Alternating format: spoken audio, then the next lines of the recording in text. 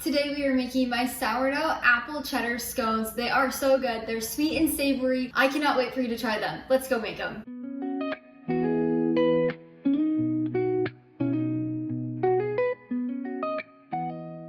When I was a little girl, I remember my grandpa eating cheddar cheese on apple pie, and I thought it was the weirdest thing, but then I tried it and I loved it. So I'm turning the combo into a sourdough scone. I cannot wait to make these. I hope you love them just as much as we do. These scones are really simple to make. They're made with wholesome ingredients. Even beginners can make this recipe. If you want to check out the full written recipe, you can find the link down in the description below. Just click that. It'll take you over to the blog where you can print and save anytime, as well as find tons of serving tips and storage ideas. So to get started, you're going to need 2 small apples or 1 large apple. We're looking for about 1 cup of diced apples. So you'll want to rinse these with water and pat them dry with a kitchen towel. And then we're just going to peel them first. Also, you're going to want to preheat your oven to 400 degrees Fahrenheit and line a baking sheet pan with parchment paper. I like to use Pink Lady apples, but you can use any kind, so you can use any variety that you choose. I personally like one that's sweet and tart, which the Pink Lady is perfect. A Honeycrisp would be a really good idea, or a Braeburn apple. All of those are really delicious. You can either toss these away or you can eat them as snacks. I always love to do that. They're so good. Once you've got them peeled, we're then going to core and dice these into small pieces. So I like to just take my knife and do all the sides. And then you just want to dice these into small pieces. I do recommend trying to keep these about the same size so that way they cook evenly in the scone. So about this size, so a really small chunk. Once you have your apples diced up, you're going to need only 1 cup. So if there's a little extra like I have, just put them in a bowl and snack on them later. That's what I'm going to do. And then we're just going to set these apples aside for now. Now we're going to start making our sourdough scone dough. So I have 2 cups of flour in this mixing bowl. And then we're going to add in half a teaspoon of sea salt or regular salt, as well as 2 teaspoons of baking powder. I always like to get an aluminum-free version just because it's a little more wholesome. Once you have those 2 ingredients in there, we're just going to stir this to combine. Next, we're going to add in 8 tablespoons of cold salted stick butter. Now, this must be cold butter. It cannot be margarine. It has to be cold to make that flaky scone texture. So you can incorporate this 2 ways. You can either use a large whole cheese grater like I have. It makes it so simple and easy. And then you can just grate it in like I am. Or if you don't have one of these, you can just cut the butter into chunks and then use a fork to break it down into pea-sized pieces into the flour. Either way works. This is just the easiest. The key to a good scone is cold salted stick butter. It makes it so flaky and so delicious. Once you have the butter in here, we're just going to stir it around, whether you have pieces or you've grated it in. You want to make sure this butter is broke up so it's not going to clump together. That's why we add it in with the flour, so the flour can evenly coat it, and that way it's not all balled up into one piece. Once you have your butter stirred around, we're gonna add in 1 cup of shredded cheddar cheese. I like to use mild cheddar, but you could also use medium. I don't recommend sharp cheddar cheese. It's just a little too sharp and it doesn't melt well in your scones. And then we're also gonna add in our 1 cup of diced apples that we did earlier.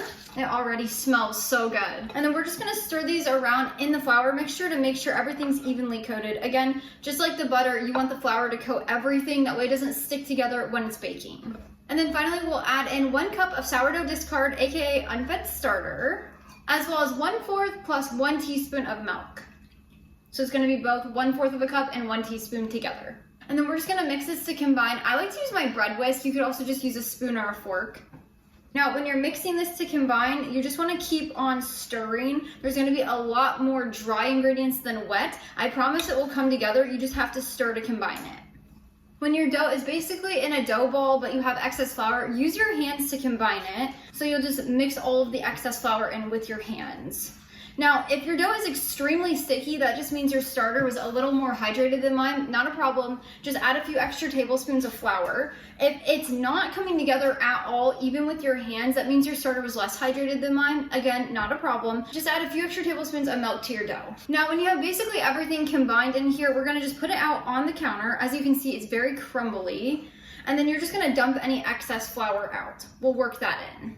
So now we're just going to use our hands and we're just going to knead this for about 10 seconds. You don't want to overwork your dough, but by doing this, we're helping create some layers and evenly distribute everything, as well as work in any of that excess flour. Once you've done that, you can grab a little excess flour and dust your workspace.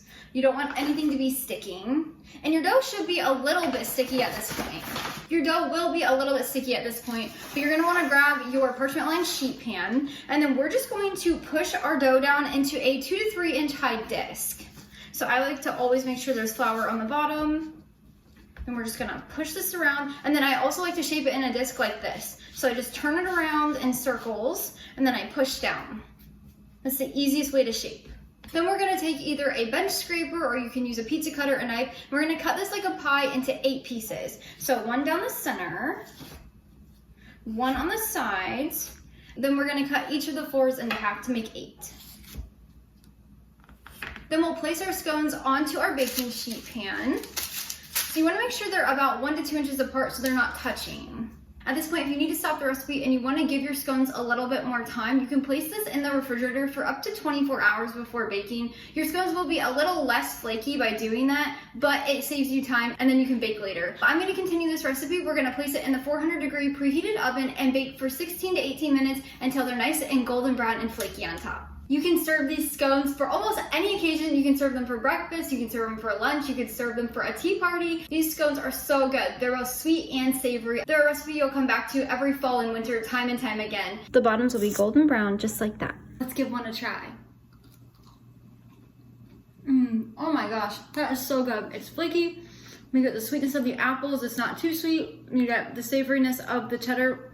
This is a good scone. You can find my storage instructions and tons of serving tips over on the blog, linked down in the description below. But until next time, go serve your family and love God one recipe at a time.